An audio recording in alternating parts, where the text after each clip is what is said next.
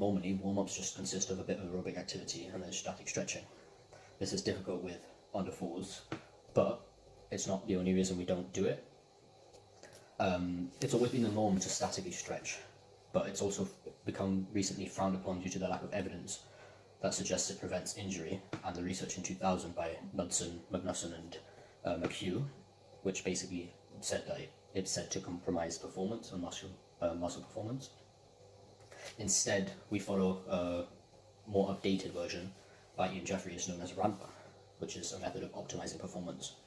Although we don't follow it to book, we do play games that sort of incorporate this type of warm-up. And RAMP is basically elevating the heart rate, activating and mobilizing the muscles and the joints, and then potentiating all the muscles.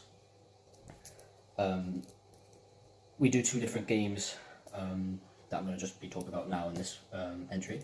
So the first one would be Treasure Island, which would just be to sort of raise their heart rate and get them running around a little bit of on the ball dribbling. So we'd have a small pitch, and we'd usually just separate it. On one side we'd have the island, and we'd just throw a bunch of cones on them, and on the other side we'd have all the balls with the kids. We get them to get a ball each, and all they'd be doing is dribbling from one side of the pitch to the other, picking up a cone and returning it. So we get them raising their heart rate, get them on the ball early on during the session, and then we get them bending down and picking up all these cones. The other warm-up that we use is what we call Jungle Run. This one's more specific to Ian Jeffreys' theory of warm-ups. First of all, we just get them running around. Sometimes we incorporate a ball, sometimes we don't. But it's all about creativity and imagination, this exercise. There's no set way or set structure to how we play this game. It's all about who's leading the session and how the kids respond.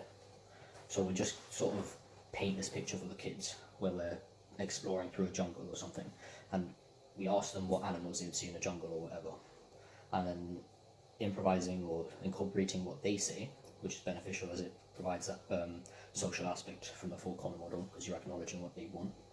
If they say, for example, a monkey will act the actions of swinging from a tree, and everyone will walk around the pitch swinging from a tree and acting like monkeys, it gets them quite engaged, sort of imitating monkeys, making sounds, playing around like that. Another couple of examples is if we're cheetahs hunting prey, we'll let them on the floor crawling, or snakes crawling and slithering around. Then we'll sort of paint the picture, we're going into a cave or something, we've got to sort of tiptoe into the cave, not to wake up the bell, and then if we hear it starting to wake up, we'll have to sort of walk backwards to sort of escape from it.